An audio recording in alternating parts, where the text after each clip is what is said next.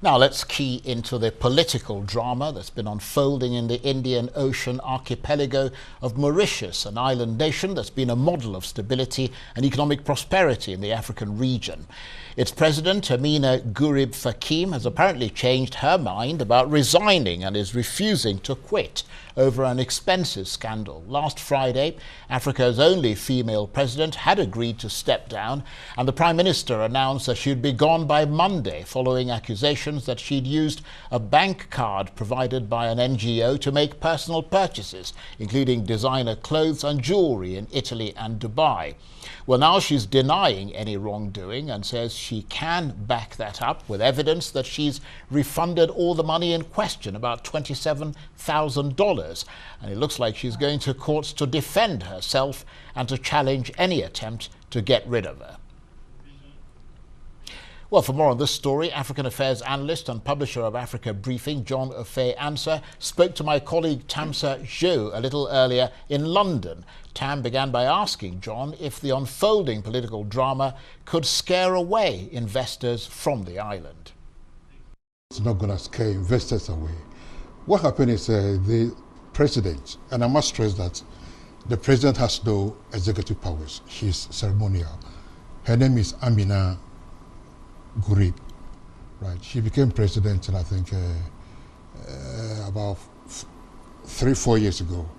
And she's a very internationally acclaimed scientist, a professor of, I think, chemistry or biology, right? And she got a connection with the London-based Planet Earth Institute, a voluntary organization that promotes the learning of science and technology, the use of science and technology in Africa, right? And she was given a credit card by that institute, right, to pay for expenses, incurred in her work for that institute.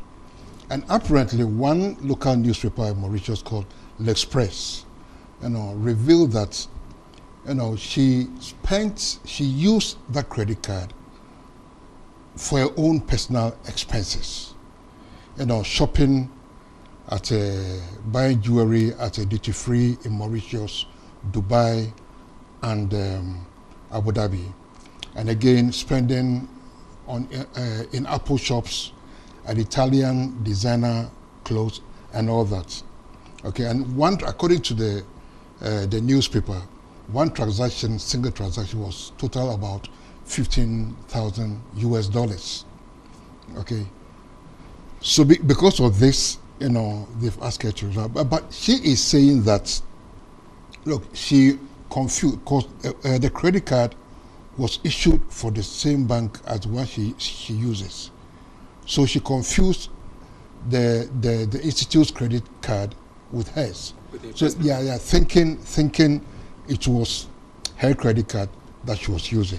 Okay, if you go back to the days of independence, what we have seen in Mauritius over the years is politics that is tribalized in the context of religion. There are Hindus, and then there are Muslims on the other side. That we have seen even during the Ram Ghulam years, the senior Siu Saga, and then his son, and what we saw. And the courts and allegations of corruption and wrongdoing in office being used.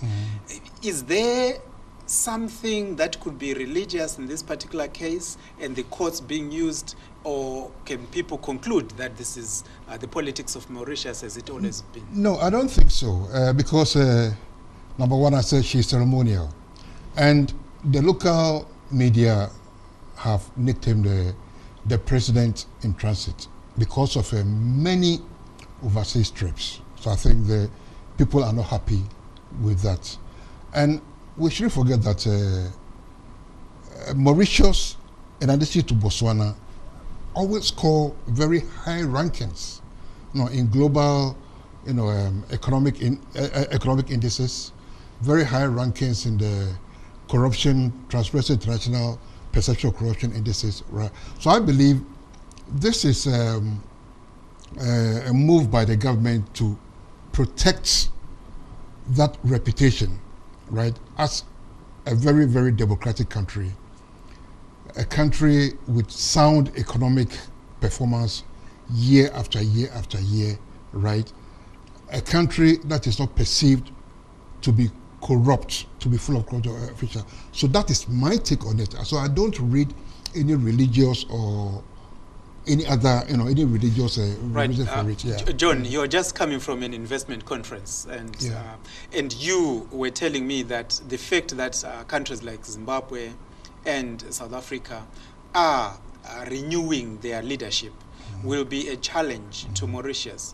So with this scandal, or so-called scandal, going on in Mauritius, do you see the place of Mauritius as the chosen destination for most of the global monies going in Africa? Look, I mean, we should not overplay this. To me, this is a minor incident. I mean, the president, Gurib, has actually repaid. She said, look, it was an error. She mistook that card for her personal card, right? And she's repaid all the money to Planet Earth Institute. And the Planet Earth Institute has also come out, released an official statement saying that the money spent has been refunded. Look, it is not going to have any adverse or major impacts, right, on how Mauritius is perceived by the international business person or by international investors. It might be easy to say that, John, but we have always known that in Africa, perception, especially about things that happen in leadership, matter. We have seen what's happening in Ghana now with the president trying to renew the narrative in terms of what happens. So if she was to resign, what would be the problem on her part in terms of her political career? Look, this is a woman, who's received many awards internationally, right? She's a well-respected scientist. Yeah, but the question will be, why does she want to stay? Well, to protect her name, to prove that she did not willfully or fraudulently use the card meant for official business on behalf of Planet Earth Institute for her own purposes, personal purposes. So, if you were in her shoes, I believe you will do the same thing. You will fight to clear your name. So I don't think this is anything too major. The African Affairs analyst John Ofei Ansah talking to my colleague Tamsanka Zhu a little earlier at our London studios.